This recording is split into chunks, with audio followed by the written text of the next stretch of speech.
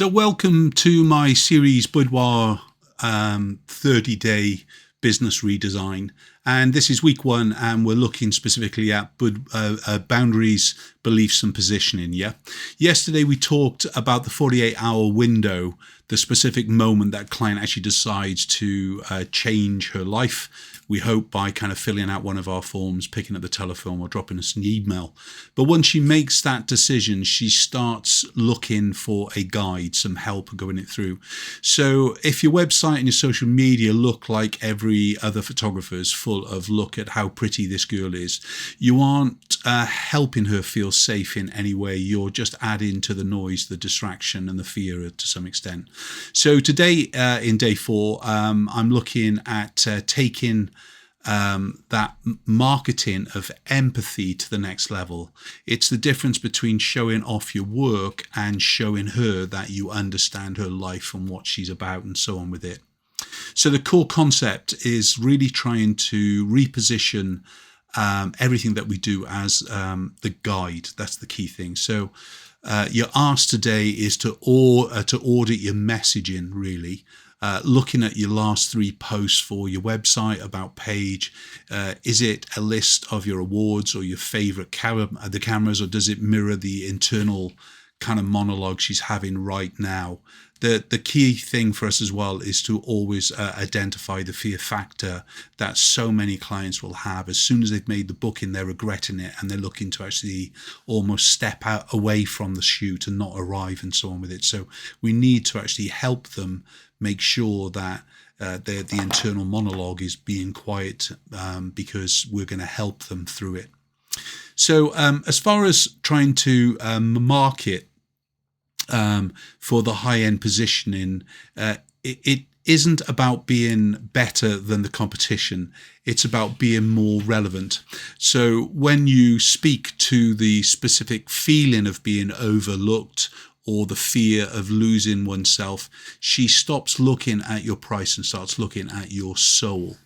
Seems a bit intense there, but really she's trying to understand who you are, and will these people get me, and will I feel safe? Those are all the kind of things that's running through her head, well, a part of 100 other things that's going through her head at the same time. So we need to move from taking I take photographs to I help you remember who you are.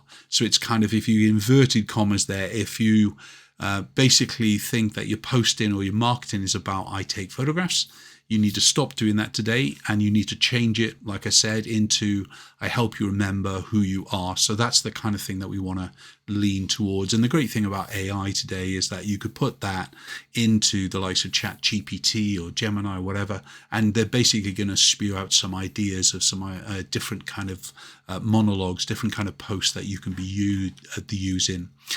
Remember that, one is a commodity. So I take photographs is the commodity. The other is a necessity. So in other words, how we're leaning into her. When we're looking to inspire ourselves and inspire the client, the shift is in positioning the changes on how you approach the creative process as well, and basically how you start to change your flow, change the way that you're also inspiring the client with the likes of new styles, new images, new for 2026, we're doing this, or we're trying out this pose, what do you think?